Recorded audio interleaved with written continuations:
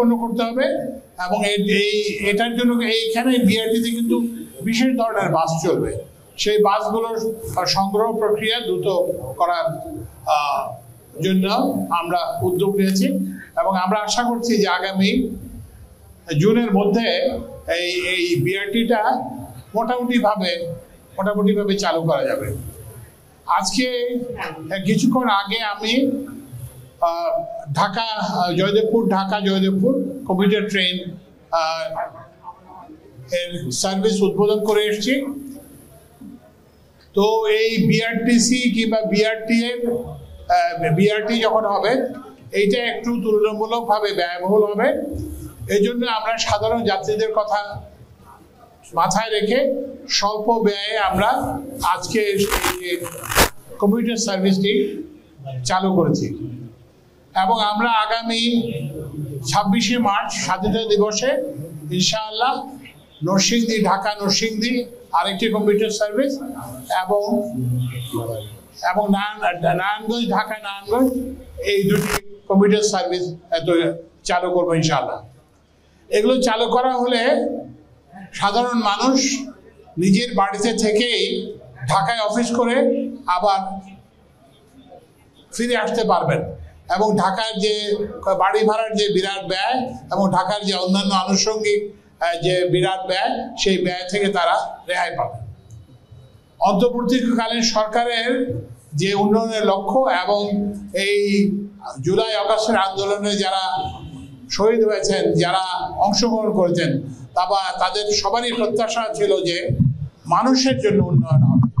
তো আমরা এই উন্নয়নকে মানুষের কাছে পৌঁছে দিতে চাচ্ছি এবং আজকে এই অসম্পূর্ণভাবে এই বিআরটিসি বাস চালু করা এবং জয়দেবপুর ঢাকা কমিউটার ট্রেন চালু করা এই উদ্যোগেরই অংশ। আমরা আশা করি যে এটা আপনারা সবাই গাজীপুরবাসী এর সুবিধা গ্রহণ করবেন। আমি এই সঙ্গে আমাদের এই প্রকল্পের দুটো দাতা সংস্থা এশিয়া ডেভেলপমেন্ট ব্যাংক ও এএফডি কে ধন্যবাদ জানাচ্ছি এবং এইটাকে করার ব্যাপারে আমি বিশেষ করে ধন্যবাদ জানাচ্ছি গাজীপুরের ডেপুটি কমিশনার এবং গাজীপুরের যারা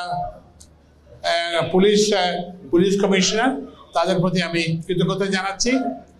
এবং এই সামনে কিন্তু কাজ রয়ে গেছে। এখন কিন্তু ওই যে বিআরটি লেনে বড় বাস ঢুকতেছে, এটা কিন্তু অ্যাক্সিডেন্ট হতে পারে, যে কোনো সময় একটা দুর্ঘটনার কারণ হতে পারে। তো ওই জন্য আপাতত শুধুমাত্র বিআরটিসি বাস এবং ছোট যানবাহন, প্রাইভেট কার ইত্যাদি ওই লেনে ব্যবহার করা যাবে। তো এই জন্য আপনারা সাইনবোর্ড টাঙিয়ে দেবেন, প্রয়োজন হলে একটা পুলিশ ক্যামেরা বসাবেন, যাতে করে যারা এই নিয়ম মানবেন না তাদেরকে আপনারা বিরত রাখতে পারেন। তো আশা করি যে এই আমাদের এই যে অসম্পূর্ণ যে আয়োজন, এই বিআরটি এটা হয়নি, এটা বিআরটি লেনকে আমরা ব্যবহার করতেছি বিআরটিসি বাস চালু করার জন্য। তো আমরা আশা করি যে অদূর ভবিষ্যতে আমরা পূর্ণাঙ্গ বিআরটি চালু করতে পারবো। না, এটা হচ্ছে যে আপনারা এয়ারপোর্ট পর্যন্ত বিআরটি রুটে যাবে, তারপরে এয়ারপোর্ট থেকে এটা ওই যে এক্সপ্রেসওয়ে দিয়ে এটা ইয়েতে যাবে, কি বলে যে না গুলিস্তান যাবে না, ফার্মগেটে নামবে, ফার্মগেট থেকে এটা গুলিস্তান যাবে। তো যাতে করে মানে এই এখন হচ্ছে যে মানুষের তো সময়ের দাম বেড়ে গেছে, মানে এবার যে সামান্য যে কাজ করেন তারও সময়ের দাম হয়েছে। তো ওই জন্য আমাদের এই সমস্ত সার্ভিসের যেটা উদ্দেশ্য হচ্ছে যে দ্রুত এবং সাধ্যের মধ্যে ব্যয় করে যাতে কর্মস্থলে যাওয়া যায় এবং কর্মস্থলে থেকে ফিরে আসা যায়। এগুলো বাসগুলোর জন্য টেন্ডার করা হয়েছে এবং এগুলো ওই যে ডিজেল চালিত বাস হবে এবং এগুলো শীতাতপ নিয়ন্ত্রিত বাস হবে। এবং কিন্তু ভবিষ্যতে আমরা এইসব যানবাহনগুলোকে বিদ্যুতায়িত করার জন্য আমাদের প্রচেষ্টা থাকবে। আমরা ঢাকা চট্টগ্রাম রেল লাইনের মতো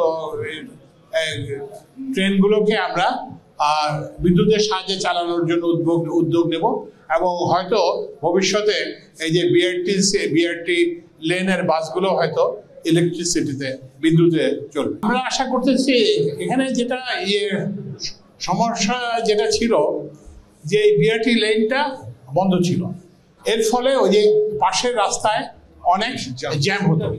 তো আমরা এই উদ্দেশ্যে এটা করছি। আমরা আপনার মতো আমরাও জানি যে এটা অসম্পূর্ণ এবং এটা কোনো বাহাদুরি নেওয়ার জন্য আমরা এটা করি না। আমরা এটা করেছি এই জন্য যে আশেপাশে যাতে একটু জ্যাম কমে এবং অন্তত কিছু সংখ্যক যাত্রী যাতে দ্রুত পরিবহনের সুবিধা পান। প্রথম কথা হচ্ছে যে বিআরটি লেনের বাসগুলো কিন্তু ছোট হবে, এত চড়া এত প্রশস্ত হবে না, এগুলো ছোট হবে, সুতরাং এটা একটা সুবিধা পাওয়া যাবে। আর একটা জিনিস হচ্ছে যে আমরা তো এখনো বিআরটি চালু করি নাই। আমরা এই যে কি অসুবিধা হয় এগুলো দেখার জন্যই সাময়িকভাবে আমরা বিআরটিসির বাস চালু করেছি। এই যে ফায়ার হ্যাজার্ডস কিংবা অন্যান্য আরও কি অসুবিধা হবে, আমাদের এটা একটা প্রশিক্ষণের সুযোগ হিসেবে আমরা নেব। এটা থেকে আমরা শিক্ষা গ্রহণ করব কী কী করতে হবে এবং সেটা করে আমরা যখন প্রকৃত বিআরটি সার্ভিস যখন চালু হবে সেটাকে আমরা যাত্রীদের জন্য দ্রুত এবং নিরাপদ করব। আমরা ওই ফুট ওভারব্রিজ করতেছি। কয়টা ফুটব্রিজ? 10টা। না, এমনিতেও স্টেশনের সঙ্গে ফুটব্রিজ আছে, ফুট ওভারব্রিজ আছে, এছাড়াও আরো 10টা। এবার এটা ডেপুটি কমিশনার মহোদয় এবং ওই যে পুলিশ কমিশনারের সঙ্গে যোগাযোগ করে যেসব জায়গা দিয়ে মানুষ ঘন ঘন যাতায়াত করে সেসব জায়গায় আমরা অতিরিক্ত 10টা ফুট ওভারব্রিজ করবো এবং জায়গাগুলো চিহ্নিত করা হয়েছে এবং এগুলোর কাজ শীঘ্রই শুরু হবে। আচ্ছা, আরেকটা হচ্ছে যে আপনার গণশুনানি সম্পর্কে আমি তো জানি না, তো এটা যদি আমাদের মন্ত্রণালয়ের সম্পর্ক ডেপুটি কমিশনার বলতে পারেন। আচ্ছা, উদ্যোগ আছে। এই যে আপনি যে দুর্নীতির কথা বললেন, এটা তো সব উন্নয়ন প্রকল্পকে নিয়ে হয়েছে। এটা কিন্তু বিআরটি প্রকল্প একমাত্র নয়। তবে যেটা আসার কথা সেটা হচ্ছে যে অন্তর্বর্তীকালীন সরকার আসার পরে এখানে কোনো দুর্নীতি হয় নাই এবং এখানে কোনো দুর্নীতির সুযোগ আমরা রাখবো না। আমরা ওই যে দ্রুত ফেন্সিং নেওয়ার ব্যবস্থা হয়েছে। এখানে যেটা সমস্যা হচ্ছে যে ঠিকাদার নির্ধারিত ছিল সেই ঠিকাদার এখন কাজ করতেছে না। তো ওই জন্য আমরা বিকল্প ব্যবস্থা আমাদের নিজেদের সংস্থাকে দিয়ে এই বাকি কাজগুলো করার চেষ্টা করব। আর এর মধ্যে যে বিআরটিসির যারা বাস চালক তাদেরকে নির্দেশনা দেওয়া হয়েছে এবং একটা জিনিস তাদেরকে বিআরটিসির বাস চালকদেরকে আমরা সবাইকে জানিয়ে চাই, পথের সবচেয়ে অগ্রাধিকার হচ্ছে পথচারী। অনেকেই কিন্তু এটা ভুল ধারণা করেন, মনে করেন যে যার গাড়ি আছে উনি আগে যাবেন। আসলে কিন্তু এই ধারণাটা ভ্রান্ত, কারণ ওটাকে পথ বলা হয় কারণ ওখানে পথচারী আছে বলে ওটা পথচারী। তো ওই জন্য এই যে সাধারণ মানুষ যে পারাপার হয় এটাকে কিন্তু মানে কোনো অবস্থাতেই, এই জন্য দরকার হলে আমরা যেসব জায়গায় মানুষ বেশি পারাপার করে একটা সিগন্যালেরও হয়তো আমরা ব্যবস্থা করতে পারি। এটা গাজীপুরের জেলা প্রশাসক এবং যারা পুলিশের যারা আছেন তারা এটা দেখবেন, যেখানে মানুষ বেশি চলাচল করে সেখানে আপাতত একটা কোনো